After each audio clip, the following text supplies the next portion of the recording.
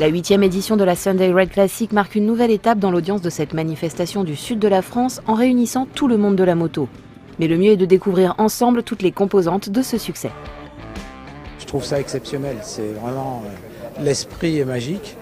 Et en plus, les gens se rencontrent, touchent, regardent. Tout le monde a besoin de ça, quoi. Et c'est la réalité d'une communauté et de la passion. Au départ, le sport, c'est la passion.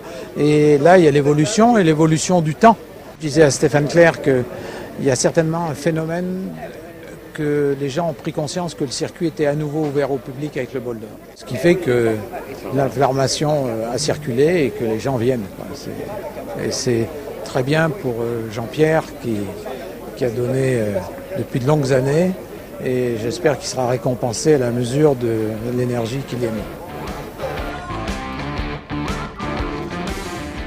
Pour nous, c'est le rendez-vous incontournable. La Sunday Ride, on tuerait père et mère pour venir ici. On prend vraiment un plaisir fou et entre les exposants, les préparateurs, les vieilles motos, c'est que du bonheur, quoi. Voilà.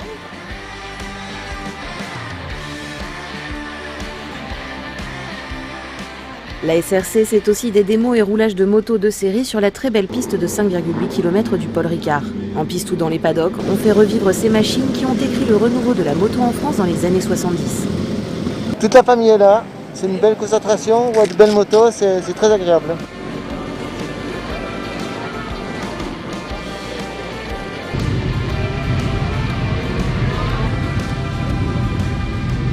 Tous les ans, c'est un vrai plaisir, on rencontre extrêmement de monde, on voit de très belles machines. Ça, c'est un CBR 400. C'est une machine qui n'a pas été distribuée en France. Ça a été distribué seulement en Angleterre et au Japon, et ça marche plutôt pas mal.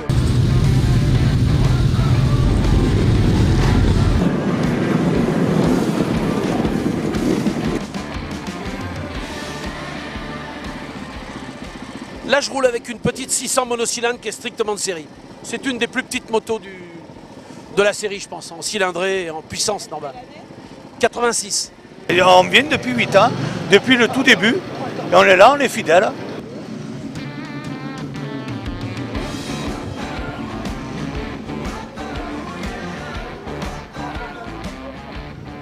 Ça fait la 3e fois maintenant, la 3e année qu'on vient. Et voilà, chaque année c'est de mieux en mieux, il y a de plus en plus de monde, c'est agréable. Donc là c'est un 1100 G6R de 90. C'est la première fois pour moi et c'est impressionnant de le voir rouler.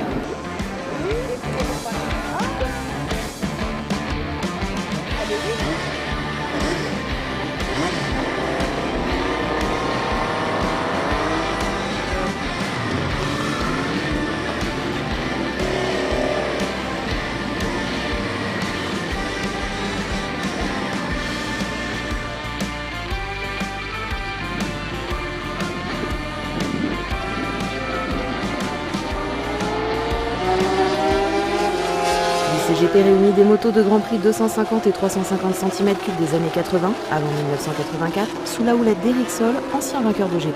On y retrouve des pilotes comme Guy Bertin, qui s'est encore adjugé les 2 manches au Ricard. C'est le plus relevé des championnats classiques et il se déroule sur toutes les pistes d'Europe. On peut revivre ces années magiques des GP avec les célèbres 2 temps emmenés par la Yamaha TZ.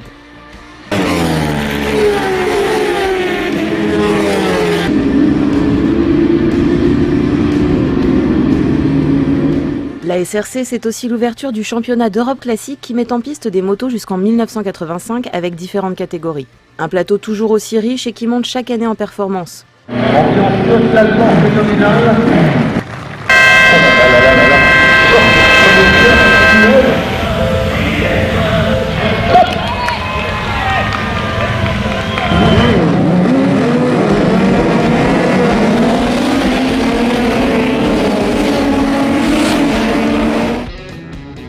Ça roule très vite et on est loin d'une promenade de santé pour cette manche de 4 heures. On retrouve d'anciens pilotes vainqueurs du bol d'or, des 24 heures du Mans ou champions du monde de la spécialité, associés à de jeunes talents à l'image de Richard Hubin et Grégory Fastré, vainqueurs des 2 précédentes éditions au Paul Ricard. Une course animée et relevée où le moindre pépin vous fait sortir du podium. L'année dernière, nous avons terminé premier, l'année précédente aussi. Donc on espère réitérer ça une 3e fois, mais c'était pas si facile. On a cassé un moteur ce matin, warm-up. On a travaillé à en fabriquer un. Le moteur a l'air d'aller correctement et durant le tour de chauffe, on a eu un problème de carburateur. Pour l'instant, on est deuxième. On a un prochain relais où on doit s'occuper de la chaîne, mais sinon, tout va bien aller.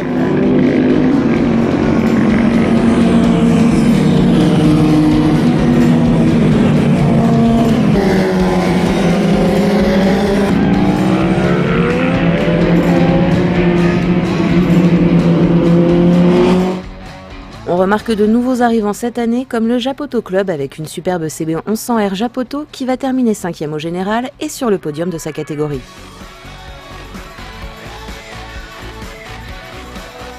C'est la dernière Japoto avec des pièces spécifiques créées par Japoto. C'est une base de CB 1100R, une très bonne moto. D'ailleurs, elle a fait 2e au 24 heures du Mans en 82. Je m'appelle Jean-Claude Jobert et je cours actuellement pour Japoto. C'est quelque chose qui me plaisait déjà beaucoup. Et ensuite, c'est renouer un peu avec Honda, avec l'équipe Japoto, qui est une très bonne équipe, avec qui on se sent bien, avec des gens qui travaillent dans de bonnes conditions et des professionnels. C'est un championnat qui est très relevé parce qu'il y a beaucoup d'anciens champions du monde comme Stéphane Mertens, Richard Rubin, Fastré qui a été second au 24 heures du Mans dernièrement. Alors je fais un équipe avec un jeune, ce qui fait plaisir parce qu'il va plus vite que moi.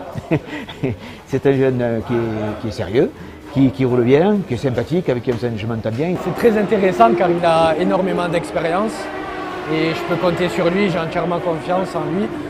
Et je lui demande énormément de conseils, que ce soit en course ou même aux essais pour régler la moto et tout ce qui est stratégie de course. Je ne pensais pas que ça allait m'arriver à mon âge, de tourner avec ce genre de moto qui était bien construite avant ma naissance. Et j'ai vu l'évolution de la moto, j'ai vu la construction de la moto, la base de la moto. Donc je m'y suis bien intéressé et finir au guidon, c'est magique.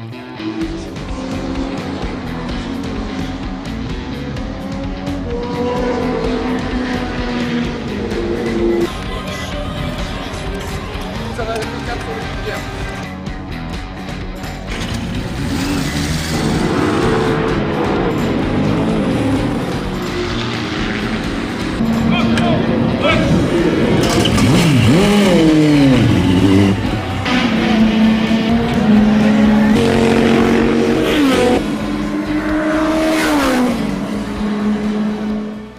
Les champions 2014, le Team Fox avec Grégory Fastré et Richard Rubin.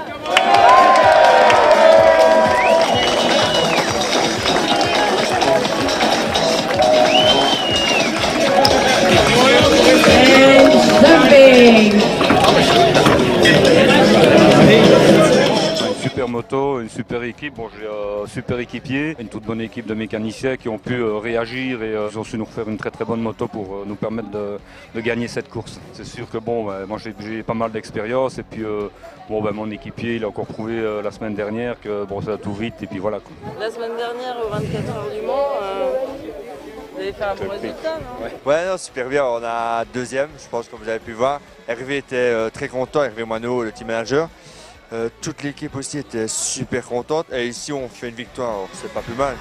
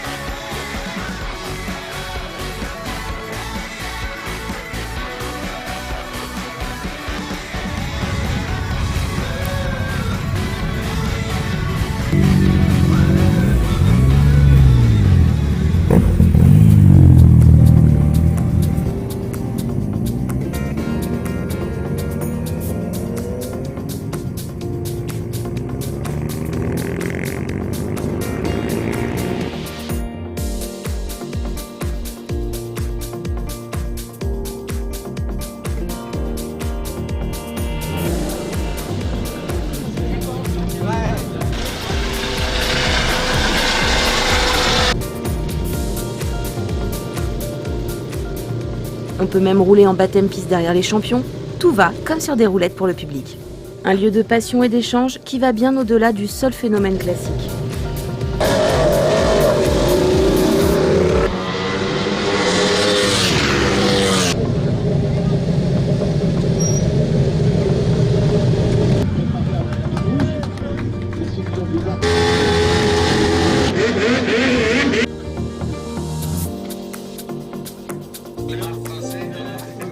J'ai proposé à mes supporters et à tous les gens qui me suivent de designer le casque pour le Grand Prix de France. Le seul thème que je leur ai donné, c'était en rapport avec ma taille. Donc voilà, c'est Alan Agog qui a dessiné le casque.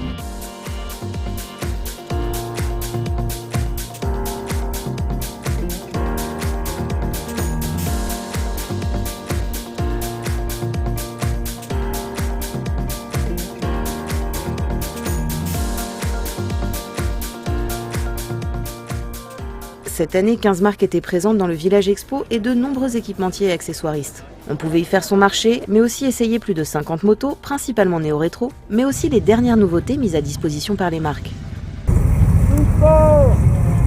On est venu pour faire un essai de la Scoot. Habituellement, j'ai une 900 Nuda, donc c'est un gros super motard. Les Indian, c'est pour voyager à deux, c'est plutôt confortable. Et puis le couple du moteur est juste extraordinaire. On n'a pas besoin de se préoccuper du rapport sur lequel on est. Si j'avais à passer sur un custom, je pense que, ouais, vu le rapport qualité-prix, je passerais chez Indians.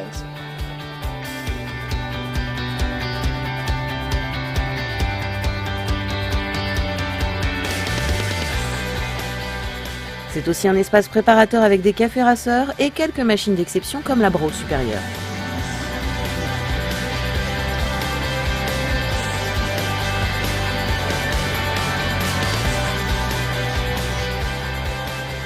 On y côtoie les pilotes de Grand Prix de toutes les époques, sans pression et dans la bonne humeur.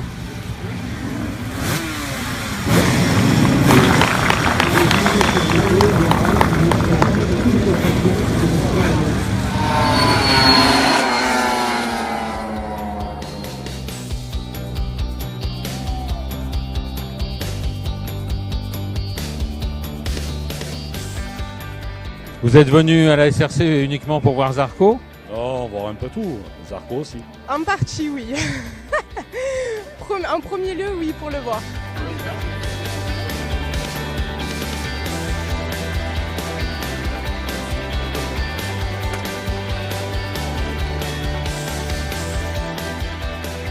Alors aujourd'hui, j'ai pu faire des essais sur des 500 cm3 de temps. Donc, qui sont réputés pour des motos de caractère difficiles à piloter. Et la première, elle datait de 1978. Et en effet, celle-là, ça fait vraiment historique, quoi, on va dire. C'est peut-être presque la préhistoire pour moi. Et c'est vrai qu'au niveau du pilotage, on sent qu'on est très limité et qu'on a du mal à peut-être à tout exploiter, ou par rapport aux repères que j'ai moi actuellement en tant que pilote, il faut y aller mollo. Par contre, ensuite, j'ai essayé, on va dire, la toute dernière version des 500 de temps, donc celles qui ont couru en 2000-2001, une Suzuki 500 pour jouer le jeu Suzuki, parce que c'est sans doute l'opportunité que j'aurai l'an prochain. Et là, cette moto, cette dernière évolution des 500, là, ça a un caractère totalement différent. Les pneus étaient également nettement meilleurs, et là, j'ai vraiment pris un vrai plaisir. On pouvait réellement piloter. Il n'y avait rien à envier, en tout cas, au niveau châssis et tenue de route, que par rapport aux motos actuelles. Et en design, on pourrait les confondre avec les motos actuelles. Et après, il y avait juste ce caractère moteur où là, j'ai vraiment découvert la 500 de Grand Prix qui cabre tous azimuts. Et sentir qu'on peut aller vite, et qu'on peut aller vite, et encore plus vite, et encore plus vite, c'est ça la sensation de pilote que j'aime bien.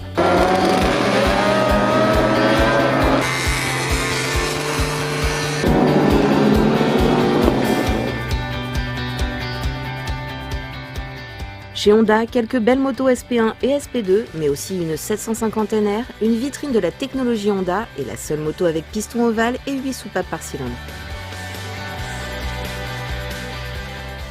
Je rêvais de RC30, de RC45, et quand la NR est sortie, je le voyais dans les magazines comme tout le monde, je n'aurais jamais pensé un jour pouvoir l'approcher, et encore moins comme aujourd'hui pouvoir la piloter. J'ai eu beaucoup de chance, elle a appartenu au meilleur employé Honda, offert par la famille Honda à cet employé, donc japonais.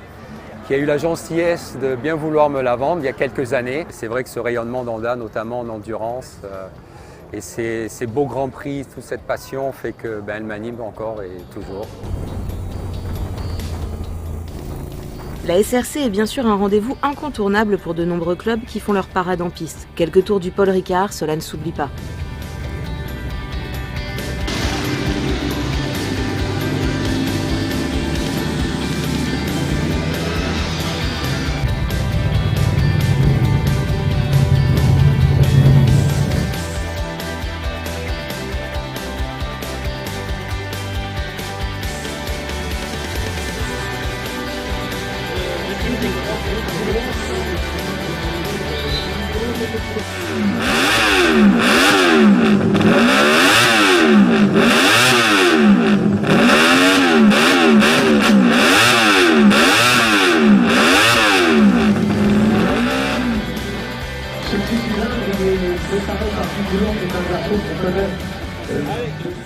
Et oui, on n'est pas sectaire à la SRC et même des voitures sont entrées en piste pour une parade. Le club Renault avait rassemblé une cinquantaine de voitures de la marque qui ont rappelé de vieux souvenirs à beaucoup et donné quelques idées pour l'avenir.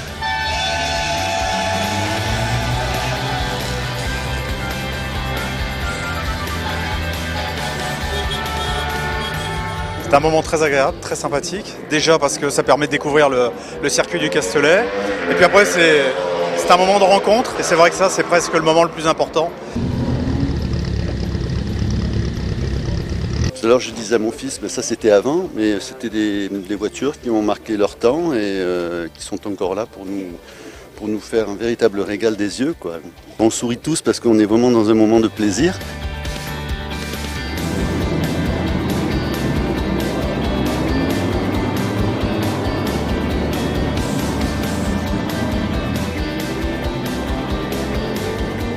La SRC, c'est aussi 11 courses, dont 2 catégories sidecar, toujours aussi spectaculaires, avec le singe qui déplace son poids pour compenser l'effet centrifuge dans les virages. Une découverte pour de nombreux spectateurs.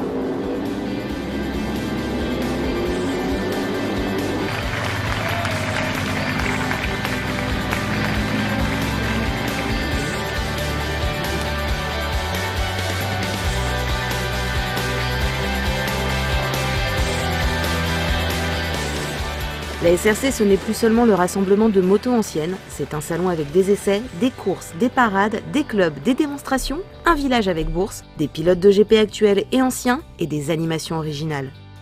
Bref, le seul événement qui rassemble toutes les générations de la moto par la passion.